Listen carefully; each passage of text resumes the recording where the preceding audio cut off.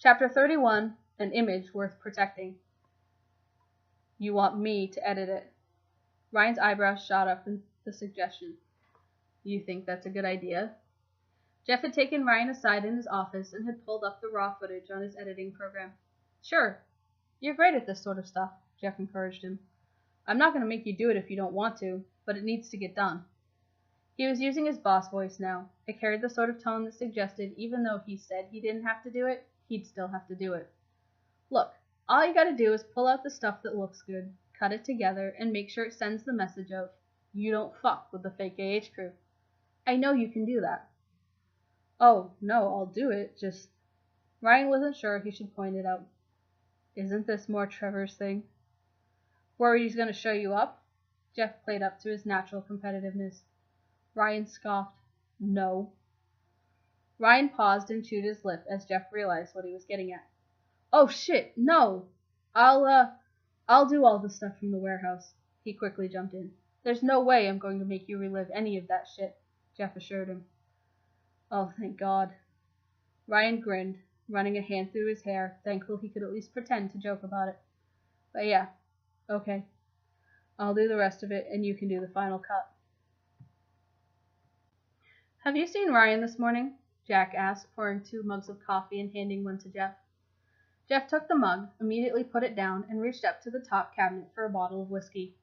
He poured in a liberal measure and gave it a swirl. It wasn't even 11. He's in the office. He's been really off lately. I don't think he's been sleeping well. He hasn't been sleeping at all, Jack pointed out.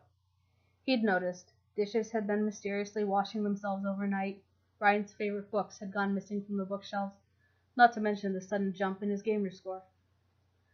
I thought it'd be good to give him something to do. Keep him distracted, you know? Jeff took a long sip of coffee, feeling it pleasantly warm his insides. I'd asked him to edit the footage Gavin got from the rescue. Jack frowned, concerned. Ryan and Jeff had very different ways of thinking about things. While he knew Jeff meant well, it might be more damaging to Ryan than he intended. Jeff probably wouldn't have even considered it. I don't know, Jack ventured cautiously, not wanting to offend Jeff or make him defensive. That might not be the best idea. I've got a feeling Ryan's in a... He paused to consider the word. Delicate place. Jeff scoffed. Ryan and delicate? 2 things I usually don't associate with one another. Still, Jack continued firmly, showing him that footage might bring back memories he doesn't want to relive. It's just the stuff after the hospital, nothing from the warehouse. If anything, it'll show him what we went through to get him back. Nope, Jeff hadn't thought about it. Look, Jeff, I hate to say this, but you have to remember, Ryan doesn't deal with these things the same way as the rest of us. He has no crutch. He internalizes everything. You saw how he was after Ray. Just be careful, okay? At least keep an eye on him. Jeff was about to say something sarcastic, but held his tongue. As much as he hated to admit it, Jack was probably right. He usually was about these sorts of things. And Ryan did have a habit of overanalyzing things. I'm going to be stuck in meetings for a while, sorting out some things with Funhouse and a few others. Don't know how much I can say about it yet. Can you do it? Jack frowned. Ryan would see right through it. It'd feel too much like he was checking up on him. Better to send one of the lads. Jeff nodded, rubbing his chin. I'll get Michael to do it. He took another sip of coffee. One more thing to worry about, he thought grimly. Ryan was grateful for the distraction. With limited mobility and an uncharacteristic lack of attention span when it came to holding conversations, he had quickly begun to feel useless, and there was little he despised more than feeling useless. Jeff left him with hours of GoPro footage, news clips, and media coverage to go through, and no further instruction than his initial suggestion to pull out anything that might send a message. Ryan normally hated big instructions. He usually liked his work to be as clearly defined as possible, but for a project like this, he welcomed it. It meant he had to focus more on the task at hand, which gave his mind little time to wander and kept the voices in his head to a low murmur in the background. He'd settled into Jeff's office after breakfast with a can of Diet Coke. Ryan scrubbed through the footage of Gavin rappelling from the cargo bob on the roof of the hospital, sending waves of flames fearlessly into SWAT teams. He could see the effort and attempt at coordination that had gone into just getting him out of the hospital. He knew it had been risky, but this was insane. Judging from the way the lads had retold the story, this wasn't even half as bad as getting him out of the warehouse had been either. He paused the footage for a moment to collect himself, snapping the tab on his can and hearing the satisfying hiss of carbon dioxide release. He took a long sip before continuing. When the cargo bob took off and the camera caught a glimpse of Lindsay watching them from the roof, Ryan's heart nearly stopped. He could feel the dark tendrils of guilt creeping up on him again, threatening to weave their way into his thoughts and take hold. He knew how hard it was to shake them when they did. For the love of God, Haywood, get it together, he muttered to himself as he worked through it. A knock on the door made him jump. Michael was lingering in the doorway. He looked a little uncomfortable, like he may have just heard him. Ryan pretended like he hadn't. Michael, he acknowledged him with a nod. "What's up, Ryan? Came to see if you needed any help." Michael meandered in cautiously. "Thanks. I should be fine. Although I can't work out how Jeff has his shortcuts set up. To be honest, I don't think I'm actually going to be any help at all," Michael admitted with a grin. "I mostly just came to see the footage of Gavin being a badass. Feels like it's something I gotta see to believe, you know?" "Oh, trust me. I know the feeling." Michael sat in Jeff's chair a bit behind Ryan while he went back to trying to do something about the horrible audio quality.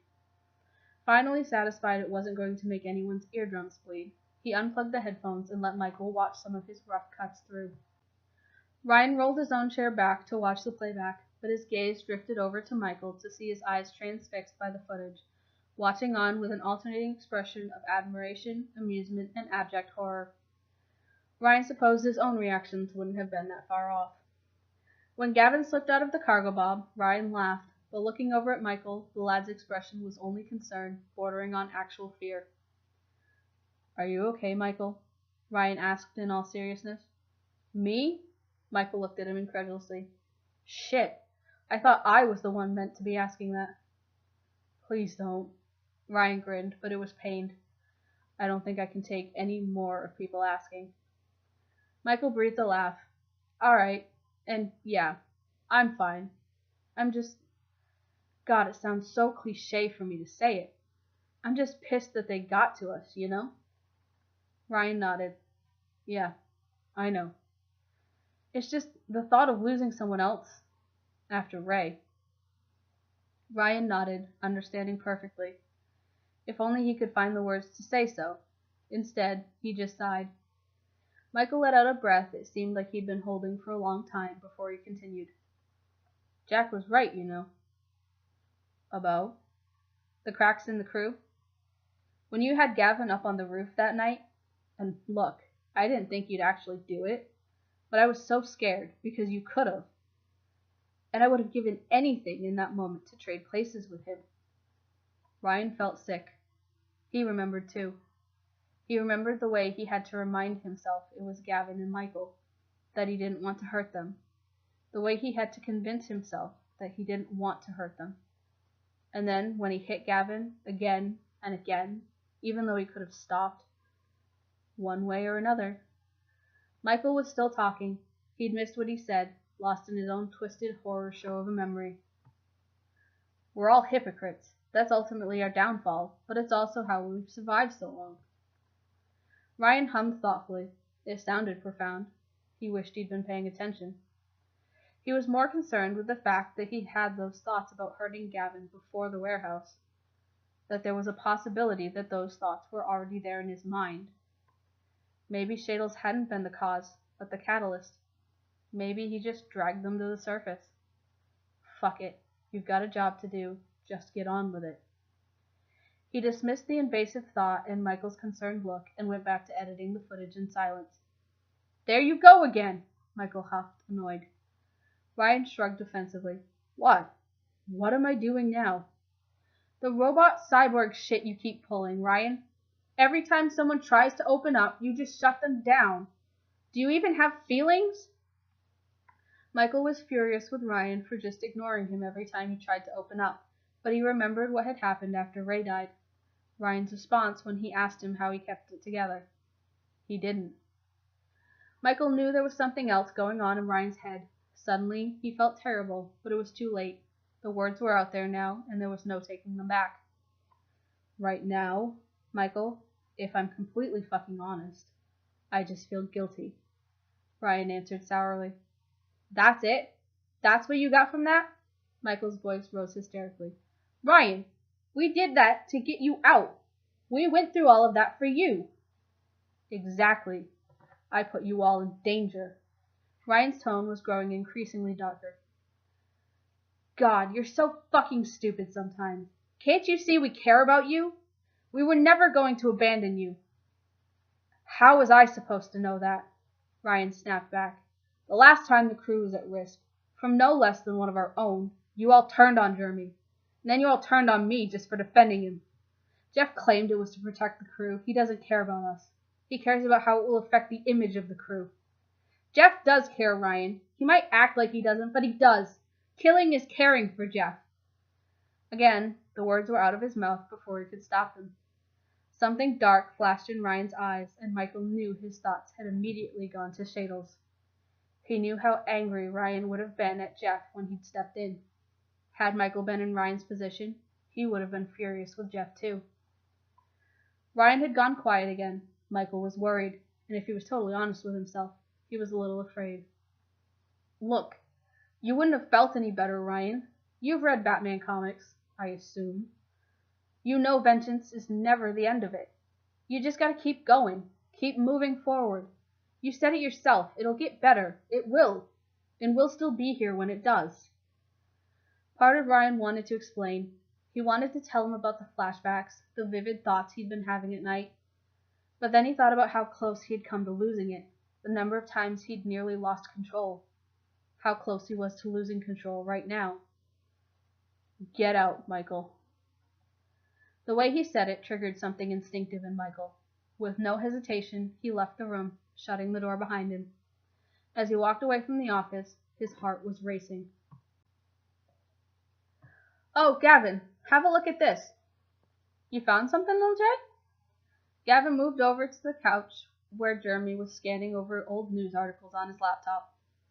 Don't know. Maybe. Detective Shane Dowell? Jeremy raised an eyebrow. Bit too much of a coincidence to be a coincidence, isn't it? What? Are you serious? That's his name. Gavin squinted closer to the laptop to see the article. He was one of the cops on duty the day of the heist. News reports say he was injured and taken to hospital, but records get real sketchy after that. Nothing on having a twin, either. Jeremy had somehow managed to pull up a copy of a birth certificate, which even Gavin was impressed by his ability to acquire so quickly, indicating he was an only child. Bit too early to call it a find, then? Maybe it's just a coincidence. I mean, who would use their actual name? Know the funniest part? It kind of sounds like a ship name. Jeremy grinned. Gavin made a honking noise in his throat as he stifled a laugh. A one-man ship, he giggled. Should we tell Ryan? Jeremy's eyes narrowed. I want to do a bit more digging first.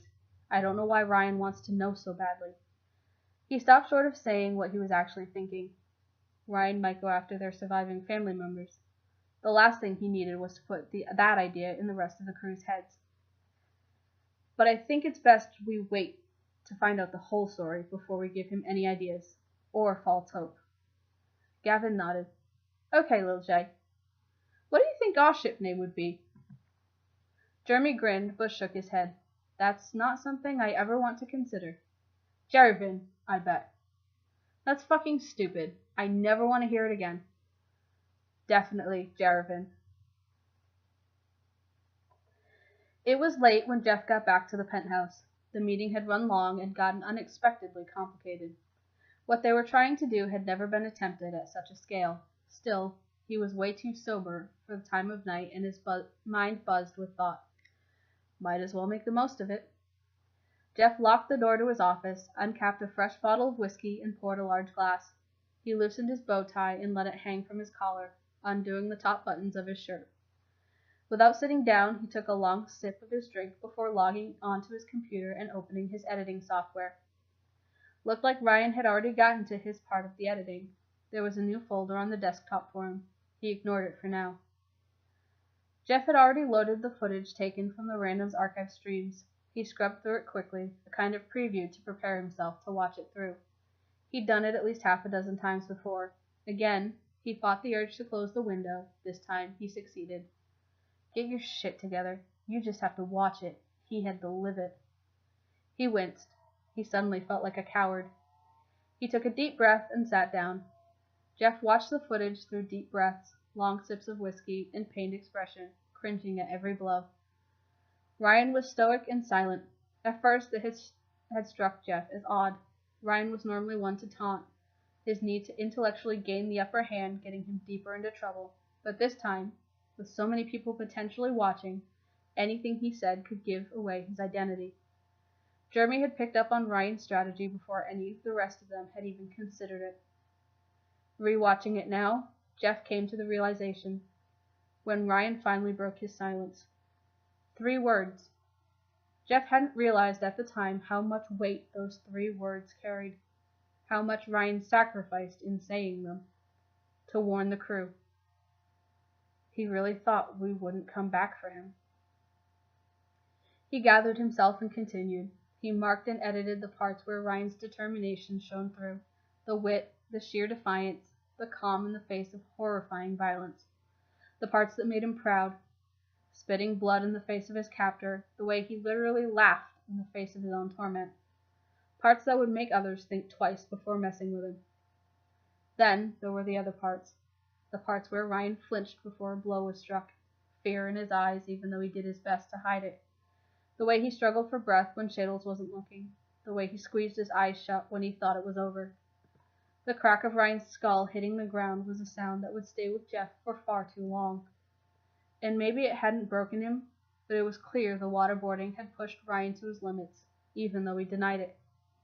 It made him angry, furious that someone could get under the skin of one of their own. He was determined to prove to them that the fake AH crew were not to be fucked with. When he got to the end, the part he knew wasn't really the end, when Ryan was staring down the barrel of the gun, he could see a defiance in Ryan, but there was something else too. A kind of desperation, like he hadn't given in, but he'd given up. Jeff froze the video. Ryan's face, under the streaks of blood and bruises and leftover paint, showed utter acceptance. There was no fear there, but there was no fire either. I've made my peace with playing the villain. That was what he'd said. Jeff knew that underneath the whole vagabond act, Ryan was the kind of guy who held on to the idea that the villains always got their comeuppance at the end. Jeff finally thought he had a handle on why Ryan's attitude had been bothering him, and it wasn't as obvious as it first seemed. If it was one of his usual violent killing sprees, Jeff would have been all for it, but it had been the quiet desperation with which he had pursued his would-be kidnappers, the readiness of his self-sacrifice, and the way he shut down when they interrogated him, the way he'd tried to keep the crew away. He had been completely ready to die, and only Jeff had seen it. The only way anyone is leaving the crew from now on is in a fucking body bag. His own words seemed far more ominous now.